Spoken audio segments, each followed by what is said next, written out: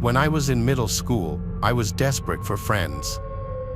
I tried to talk to anyone that would let me sit with them, but nobody ever seemed to like me enough to keep me around, or they would just be mean to me. That's why, when the two prettiest, most popular girls in school, Azure and Alita, invited me to a sleepover with them, I was thrilled. I had tried sitting with them at lunch a few times before, but they always told me to go away because they were busy talking about something that wasn't my business. Then, on the last day of school one year, they both came up to me while I was sitting by myself.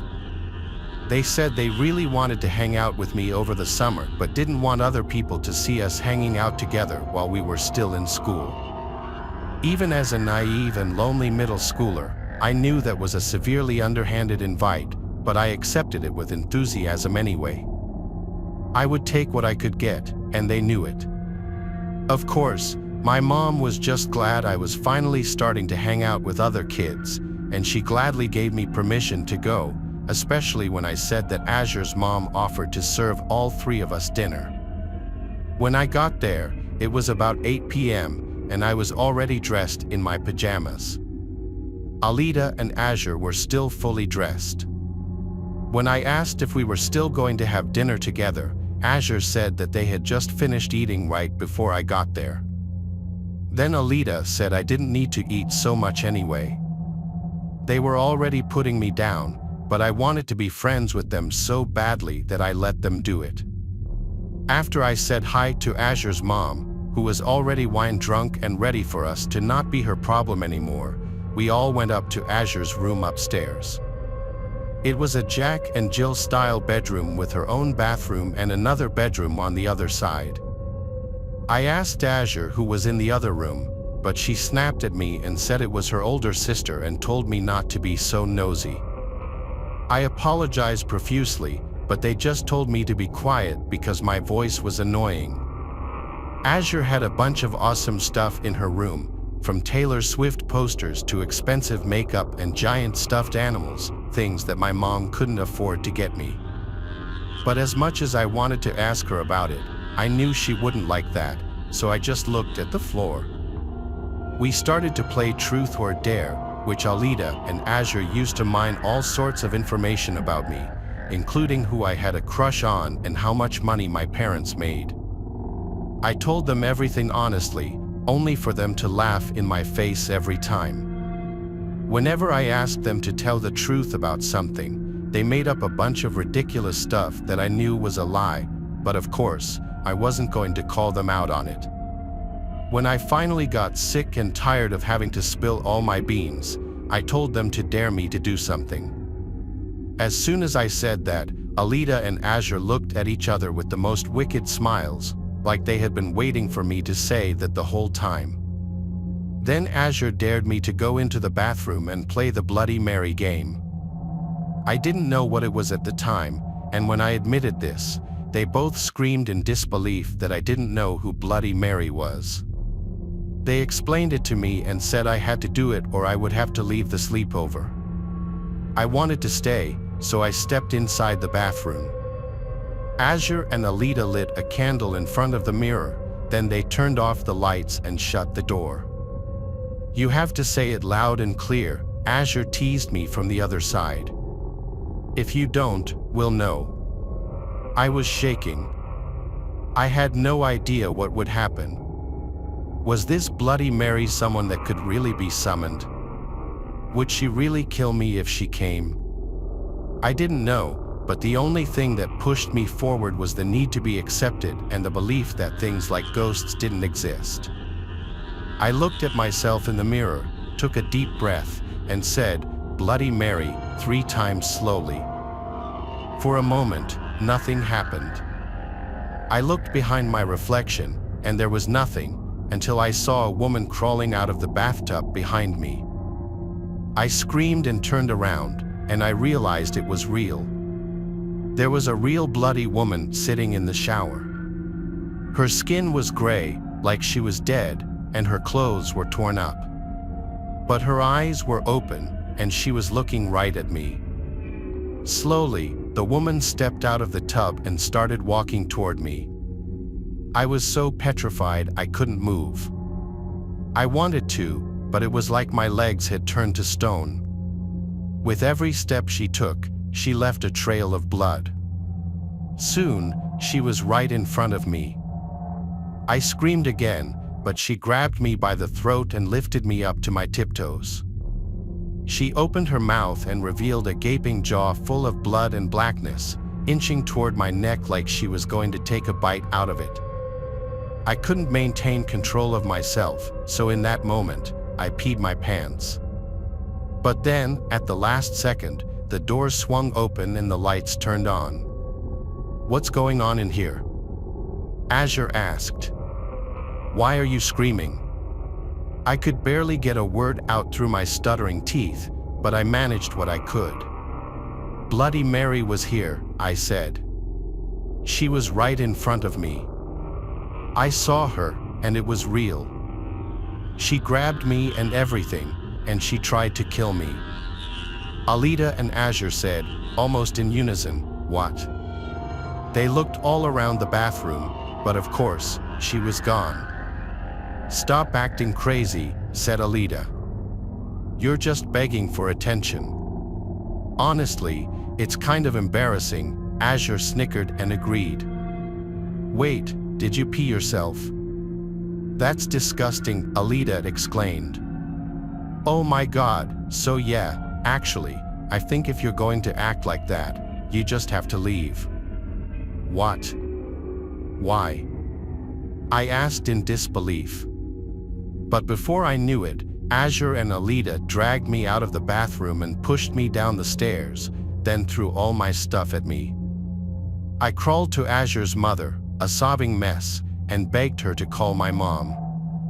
Based on the look in her eyes and the way she sighed, I think she was very close to just letting me cry myself to sleep on the ground. But thankfully, she had the basic decency to call my mother so I could get out of that awful house. I never fully explained to my mother what happened, except for the fact that they were so mean that I cried. I hid the bruises from being pushed down the steps, and I wore turtlenecks for the next few weeks to hide the bruises on my neck. That was how my summer vacation began that year. Needless to say, I never left the house again until school was back in session. As for Bloody Mary, Azure and Alita's gaslighting was so effective on me that I honestly believed she existed for over 2 years after that. Until one day, I told this story to my first real friend in high school, and they explained to me the obvious truth that it was just Azure's older sister in a convincing costume.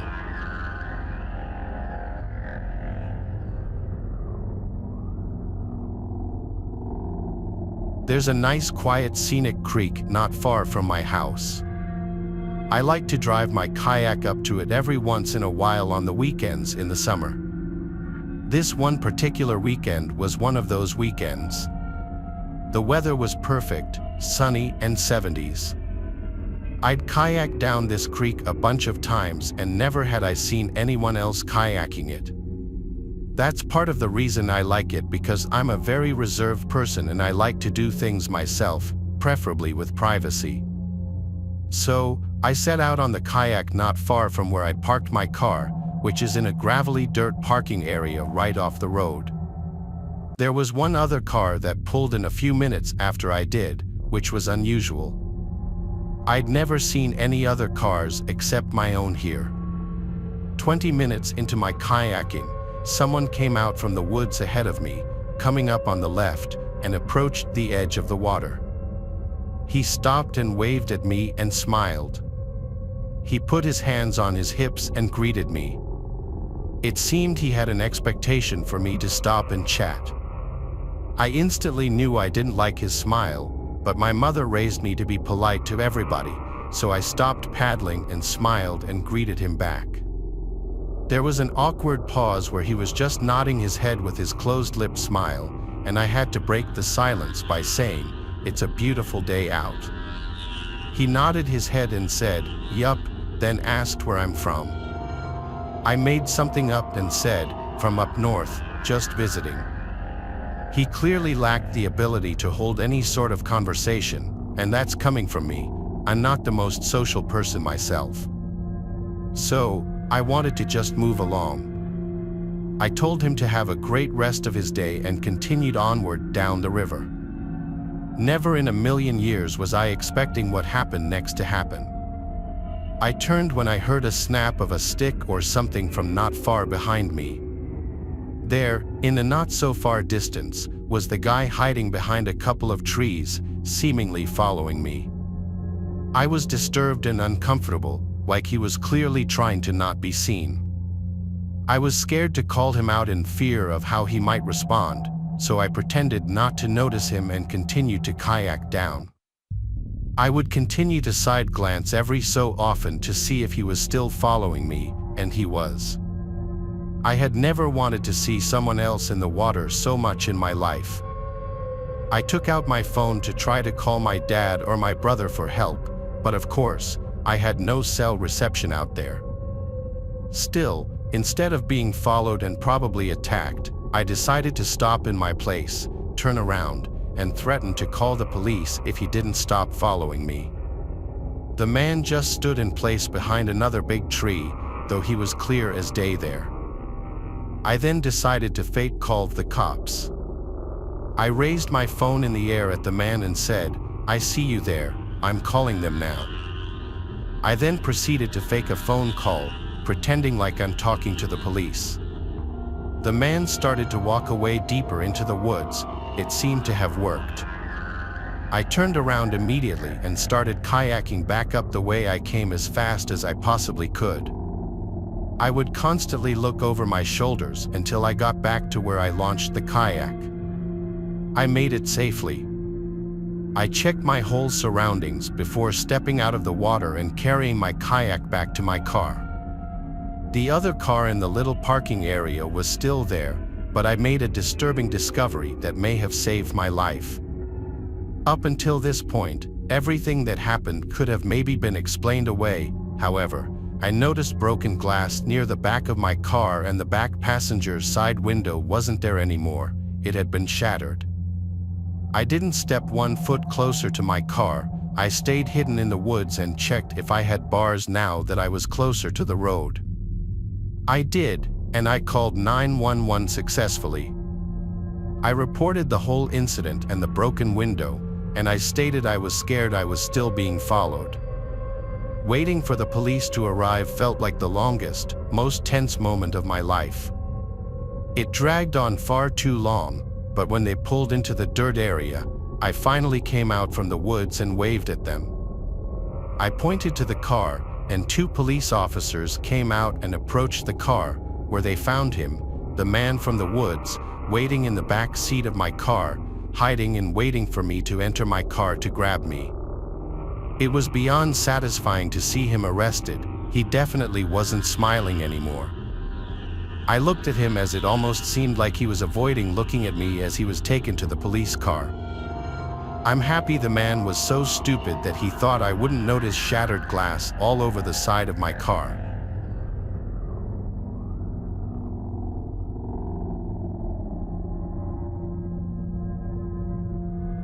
What you're about to hear is something that will sound like it was straight from a horror movie, but it's absolutely true. Every summer, my friends and I go on a camping trip to a new location. It's a tradition we've had for years. One year, we chose a hiking trail in West Glacier, Montana. My friend Enda is a photographer, so he always likes to bring his camera equipment and get lots of nature shots. Our first day there, the 3 of us did a lot of hiking and exploring, taking in the sights and allowing Enda to get a lot of shots. That first night there, nothing was out of the ordinary. We had 2 tents. I was alone in mine while the other 2 shared theirs. The next day, we did some fishing at a nearby river and a few other things that aren't really that interesting to talk about, but that second night was where things got weird. The fire had just been put out, and we went to our respective tents. None of us had even fallen asleep yet when we started hearing sounds from out in the woods. It was very clearly a person's voice. It sounded like an older woman's voice. It kept getting louder and more clear every 10 seconds or so. I called over to my friend's tent right next to mine, asking if they heard that, and they called back saying yes, someone was out there. The voice got so close and so clear that we could hear her saying, "Hello." I was shaking in my socks. Maybe you might think we're bad people for not jumping to help an older woman who may have been stranded in the woods, but that just didn't seem right. Being in the middle of the woods at night hearing someone calling out, "Hello," is beyond terrifying.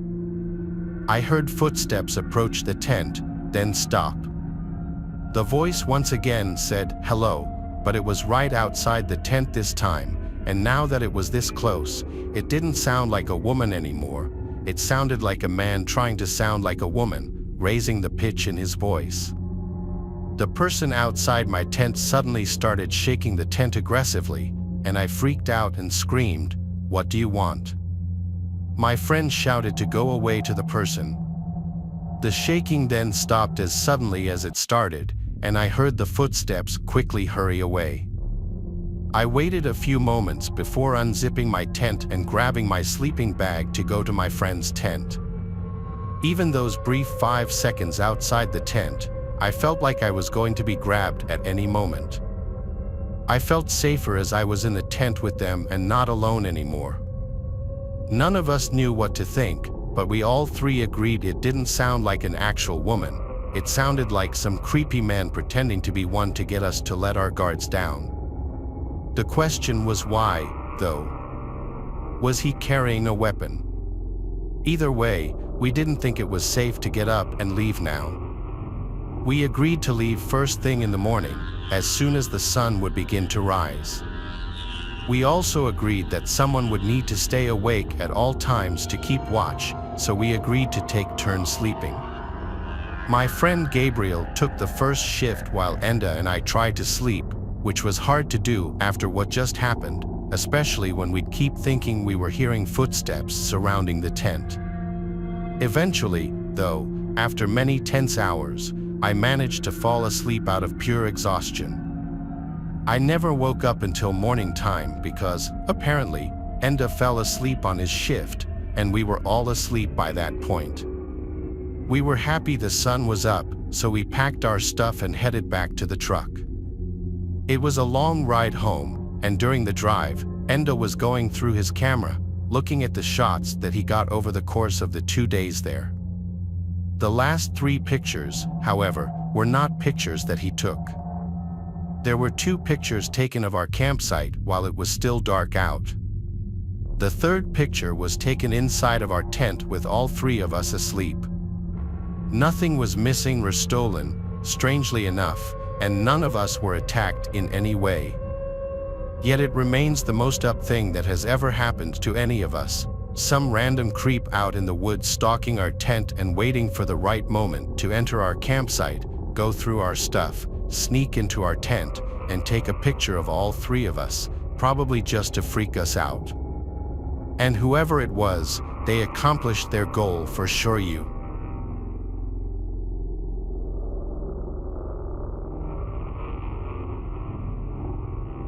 Summer is the greatest season by a long shot. That's a hill I'll die on any day. My love for the summer doesn't revolve around partying or drinking, as you may expect, but nature, warmer weather, and the outdoors are inseparable in my opinion. And I guarantee you that when the heat rolls through, I spend more hours outside than inside. It was a warm night in mid-June a few summers ago when this happened. I was 16 or 17 at the time. For context, there's a massive nature preserve near my house. When I say massive, I mean it. It's close to 1,000 acres in size. To this day, there are still parts of it that I'm positive I haven't explored. 2 of my friends and I agreed to spend a night camping in those woods. Technically, camping there was strictly forbidden and borderline illegal, but we figured that there was no chance someone would catch us in this dense forest. We just had to trek as deeply as possible. Zane was the camping fanatic of the group. I'm telling you, this kid loved cosplaying as a Boy Scout and probably knew close to 100 different knots. Our other friend Clement always supplied the drinks. If we were sober, he was unhappy. That's just how things went when Clement was involved. I remember the feeling of the gentle summer breeze blowing through my hair as the three of us packed up Clement's car. The weather was ideal, not too cold, not too hot. A few beers later, the three of us found ourselves lugging camping equipment through the woods at like 11:40. I can't lie, I was feeling the alcohol start to hit me as we marched along. Zane always carried this industrial-grade flashlight with him, so the darkness of the forest wasn't much of an issue. As much as I enjoyed the outdoors, though, traversing through thick woods at this hour was a bit creepy, even with Zane's flashlight on hand. After close to half an hour of straight walking, the three of us found ourselves in a small flat clearing that was an ideal spot to set up camp. We pitched our tent as per Zane's instruction and set our chairs up. The fire was the next step. Zane once again took the lead on this, and after a few more minutes, we had a pretty decent fire going. Clement reached into his bag and tossed me another drink. He then grabbed his JBL speaker and started playing some music. The vibe was perfect, and we must have been talking and drinking for a good 2 hours. We were all pretty drunk at that point, and I could tell the other guys were just about ready to pack it up for the night. Clement turned the music down and started collecting discarded beer cans. Just then, a deafening whistle pierced the silence. I nearly jumped out of my seat, going from drunken haze to high alert in a matter of seconds. I don't know how to describe it. The whistle was abnormally loud but still sounded distant. Clement quickly shut the speaker off, and the three of us sat in silence as we exchanged concerned looks. I could feel my heartbeat pounding through my chest. We sat there frozen in place for what seemed like forever, listening intently to our surroundings, but there was nothing. It almost seemed quieter now than it had when we first got there, like eerily quiet. Not even the normal wood sounds you come to anticipate. I used that time to replay my memory of the whistle back in my head. It definitely wasn't an animal's noise. The best way I can describe it is a standard whistle you would hear at a ballpark. Zane finally broke the silence, quietly urging us to pack up and leave. Clement and I disagreed with that plan, though. We might risk encountering whoever made the noise, which I was beyond terrified of. It was past 3 a.m. at this point, and an encounter this late would only mean trouble. Zane hypothesized that whoever made that noise was probably aware of our presence, which was a chilling thought. I didn't know what to do. On one hand, staying put violated every survival instinct I had. Packing up and leaving at this hour didn't seem like a much better option either, though. We finally agreed to wait it out. I went to put the fire out, but Zane cautioned me against it, saying that a fire would repel any dangerous animals. Only then did the true gravity of the situation smack me in the face. We were literally miles away from any civilization. It was 3 a.m., and there was an unknown entity somewhere in the darkness. Another 10 minutes or so passed, and we had resumed talking, but at a much lower volume and with no music. I don't think any of us felt safe going to sleep just yet. Then, out of the corner of my eye, I saw it. Something small flew over the darkness of Clement's shoulder and landed directly in the fire. It was a firecracker. I screamed bloody murder as it started sparkling in the fire, and Zane cursed as he sprung up out of his chair and bolted into the darkness. Clement and I scrambled to follow, leaving all of our stuff behind. We caught up with Zane, whose flashlight was beaming wildly through the woods as he frantically sprinted. We ran until we couldn't anymore, and Clement keeled over and threw up. Zane shut the light off, and the three of us stood there panting, trying to figure out if we were being followed. To my surprise, it didn't seem like anyone followed us. I don't think I've ever been so afraid. Why in the world would someone have done that? We needed to figure out what to do. Clement wanted to just find our way out of the woods and never come back, but Zane was reluctant to leave all of his camping gear behind. Plus, he reminded us the fire was still active. I was dumbfounded. How could he be concerned with forest fires after what had just happened? Eventually, I agreed with Zane that we should at least check on the site. After all, no one had actually chased us, so there was a slight possibility that whoever threw that firecracker was just playing a cruel prank. Zane was a navigational expert and was actually able to retrace our footsteps. I could make out the glow of the fire as we quietly approached. Before I could get any closer, though, Clement put a hand in front of me and pointed with a horrified look on his face. I strained my eyes to make out the sight in the distance. What I saw is probably the most terrifying thing I'd ever laid eyes on. There were 3 people sitting motionlessly in our chairs like statues. The one whose face I could see looked lifeless, and his mouth was hung open. I was afraid to move. What were they even doing? I thought, realizing that they weren't even talking. This was not normal. The 3 of us watched for a little while longer before deciding to back off. We turned to leave, but Clement's foot clipped a rock, causing him to curse in frustration. Within seconds, the glow from the fire abruptly went dark, as if it had been covered with a cloak. It was freakishly fast. We didn't stick around another second. We again sprinted away from the site, but this time we could hear footsteps crashing behind us. We didn't stop this time. We bolted out of the woods and ran all the way to Clement's car. By some miracle, we weren't followed out of the woods. None of us spoke on the drive back, each of us lost in our thoughts. The next day, Zane insisted we return to the site in the daylight to collect his belongings.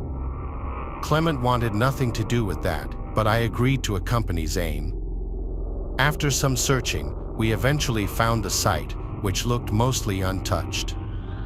That is, until we got a little closer and noticed the putrid smell coming from Zane's tent. He unzipped it, and we found a dead, rotting rat. It was sickening. I took the hint and haven't been back to that preserve since.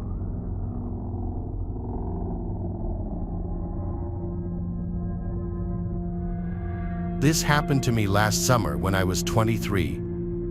I wasn't a very outgoing kid at the time. If I ever did anything social, it was because my degenerate friends had somehow dragged me out of the house. This was one of those times, well, it was supposed to be.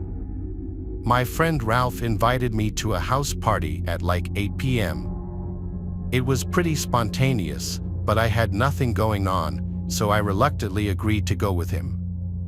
I knew he was going to give me crap if I refused. I can't even lie, though, the idea of a party, even with strangers, sounded more appealing than being alone. Ralph was a few towns over from me, so it made more sense for us to drive separately instead of going together. He gave me the address, and I was on my way. The literal second I pulled onto the street, Ralph bailed at the last minute. Rightfully so, I was super frustrated. How could he bail on me like this? There I was, feeling like a complete idiot outside a stranger's house. Annoyed but determined not to waste the night, I decided to go in. I drove all the way here, I thought. Might as well go inside. I walked up the front steps and knocked on the door. The host, Crispin, greeted me warmly. He was instantly likable, charismatic and friendly without being a douchebag. He introduced me around, and things were actually less awkward than I had anticipated. People were really friendly to me despite not knowing who I was. There were even a few girls I had my eyes on. I decided to enjoy the party and hit the booze hard. It was getting pretty late, but the party was still raging. Admittedly, I might have overdone it with the drinking. At one point, I was so nauseous and dizzy that I needed a break. It must have been close to 3 a.m. at that point. I went upstairs to look for a bathroom, but they were all occupied. The house was deceptively big. Granted, it was probably the alcohol, but I was literally getting lost stumbling through the maze of hallways up there. After making it to the top floor, I found a door leading to what seemed like an attic or storage room. Desperate for privacy, I figured it was as good a place as any to pull myself together. I groped around blindly for the light switch, but there was none. This was definitely an attic or something, as there was also dust everywhere. There was a window in the far corner, which I opened, allowing the cool night breeze to wash over me. There was a solid minute there where I was seriously considering throwing up onto the roof. The breeze somewhat cured my nausea, though, so I just kept my head hung out of the window. It was dark outside, and the quiet was a refreshing contrast to the boisterous chaos downstairs. Sometimes all you need to restore your state of mind is a gentle breeze and some peace and quiet. Just as I was about to close the window and head back, I heard a faint noise, footsteps on the roof shingles. That didn't make any sense, though. Was I going crazy? Curious, I climbed out onto the roof. In all honesty, there was probably a 0% chance I would have done that if I had been sober. I slowly stood up and looked around. In the moonlight, I saw something terrifying. There were two masked figures with bags emerging from another window. It dawned on me, Crispin's house was being robbed. I started panicking. Should I shout? Confront them? Then a more pressing question hit me. What if they were armed? In my clumsy state of disbelief, I slipped and scuffed one of the shingles pretty loudly. One of the burglars heard it and jolted his head in my direction. Our eyes briefly met, and I froze. He nudged his partner, and the two of them quickly started making their way across the roof. Adrenaline surged through me. I couldn't let them get away. Crispin had been so welcoming, and I felt a surge of loyalty. I decided to act. I quietly followed the burglars across the roof, keeping a safe distance. They headed towards a sloping part of the roof for an easier escape. As they climbed down, I pulled out my phone to dial 911 but fumbled in my drunken state, dropping it. The phone clattered loudly, and the burglar turned sharply. "Who's there?" one of them hissed. Heart pounding, I ducked and scanned my surroundings, spotting a loose roof shingle. Without thinking, I grabbed it and hurled it towards them. It missed, but the noise startled them, causing one to lose his footing. He tumbled down the roof, crashing into the gutter before falling to the ground. The other burglar, now panicked, leaped to a neighboring tree and scrambled down. I rushed to the edge of the roof and saw the fallen burglar groaning on the ground. I needed to alert everyone. As I turned to head back, I heard sirens. Someone else must have called the cops. I stumbled back into the attic room and made my way downstairs, trying to appear calm. The party was still in full swing, oblivious to the drama outside. I found Crispin laughing and chatting with guests. "Crispin, you need to call the police. There's been a robbery." "I saw the burglar on the roof," I said. Crispin's face turned from amusement to shock. "Are you serious?" he said as he hurried to make the call. I explained what happened. The party mood shifted from celebration to concern.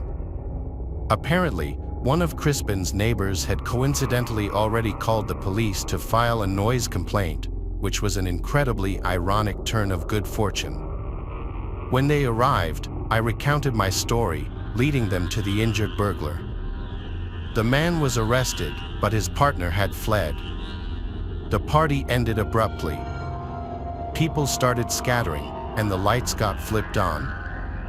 I tried my best to act sober, but even after all that happened, I was still stumbling a bit. Crispin thanked me profusely, still in disbelief. As for me, I was just glad I could help despite the bizarre and terrifying circumstances. Looking back, I still can't really explain why the burglars would have chosen a house having a party to rob, but maybe they had prior knowledge of the house and knew no one would be upstairs. I figured that would be the end of the story, but fast forward a few months, and I've got quite the update. I was playing video games at Ralph's house one night when he got a call from Crispin, who invited us over for a few beers. Up until that point, I hadn't actually realized the two of them were that close. The first thing I noticed when I pulled up to Crispin's house was that the front door and every window in sight were completely different. Was I not remembering his house right? I could have sworn the windows and the front door had been white, but they were all gray and much more heavy-duty looking. Crispin waved us in, and we went down to his basement. We cracked a few beers and started playing a game of pool. To my surprise, he actually recognized me from the party and thanked me again for my trouble. What he told us was actually crazy, though. Apparently, the burglar the police caught that night refused to snitch on his partner and was currently serving a lengthy prison sentence. The police hadn't been able to get any leads into catching the other guy, though. Crispin told us that not even a week after the incident, his family started receiving threatening letters from an unknown sender, some of which included pictures of Crispin and his family members. Obviously, they reported these occurrences, but the police had no real leads. A month after that, Crispin's mom noticed a suspicious vehicle circling the house at around 1 a.m., and a few days later, Crispin's dad claimed that things in their backyard had been gone through and moved around. In response, Crispin's dad increased their home security and even went as far as to replace and reinforce all their doors and windows. I was shocked. This was still an ongoing issue for Crispin, and I had no idea how serious a situation like this could get. Summer's fast approaching, and I'm sure I'll have another update when I see Crispin again.